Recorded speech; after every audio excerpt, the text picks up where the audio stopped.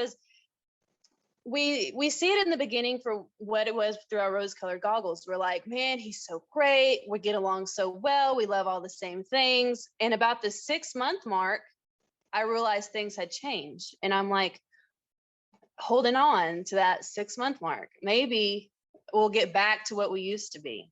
Right. Get back to that. And that's what kept, and unfortunately, that's what kept me, another thing that kept me holding on for so long. Because I was like, man, we were so happy. Let's just get back to that. And you would see like little glimpses of it whenever we go on vacation or whatever. So I'm like, oh, there it was. It was like 2 hours long. It still exists. This is a go. Yeah, just holding on to every little thing that you can hold on to because you don't want to give up on it. Yeah, and I had written it out. I had written down how many times we had a good day, how to check it off, because I was like trying to get down to a mad science on why I should still be in this relationship. Right. But when people notice that, then they know if I just, go back to my old ways for like a week, it'll probably shut him up or shut her up. And then I'll go back to my old toxic ways. And then when they start noticing that I'm being toxic again, I'll go back to being, I'll be good for a little bit. And then we'll reset. And then I'll just go back to doing what I was doing before. And that's exactly what happened time and time again. And I told his mom one time, I was like, if this is still going on this time next year, I'm leaving. That was my go-to. This time next year. Yeah.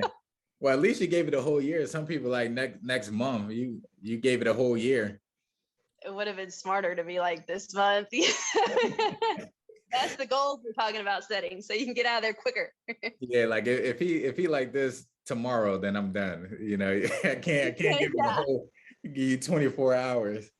But one question that I did have, because we are talking about toxic relationships, and when people hear toxic relationships, they automatically think like in relation to another male and female.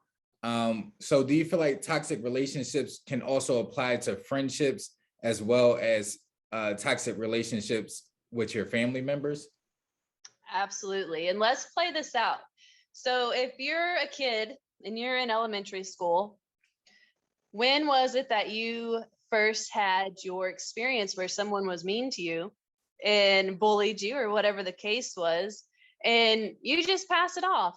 You go home, you cry about it. The next day, you're friends again.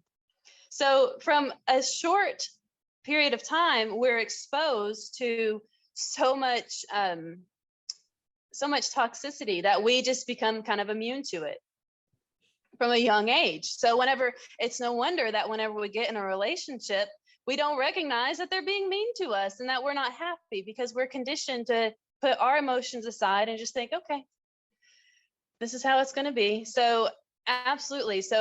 And that would be, any friend level. And then family, we love our family, but there's times where it's like, I will love you from over here and you can be over there. Yeah. Because you don't bring anything fruitful to my life and help me in any way, and you won't listen for me to help you anyway. So I'll just love you from over here and you love me from over there, and everything's cool. And we're still family, but just not immediately close people. Right. Yeah. So like for me, I've seen that a lot, like from parents guilting their kids into acting a certain way or doing certain things.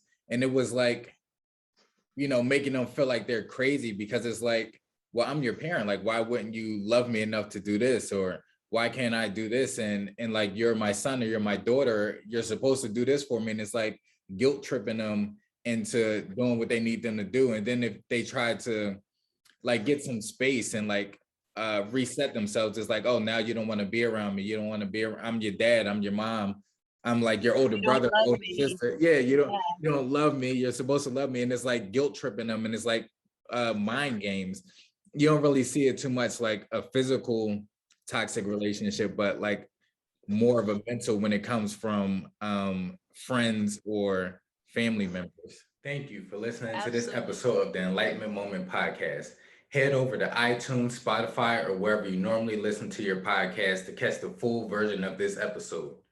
And while you're here, don't forget to like, comment, and subscribe to this channel for more videos just like this one. Until next time, stay focused, stay aware, and keep your vibrations high.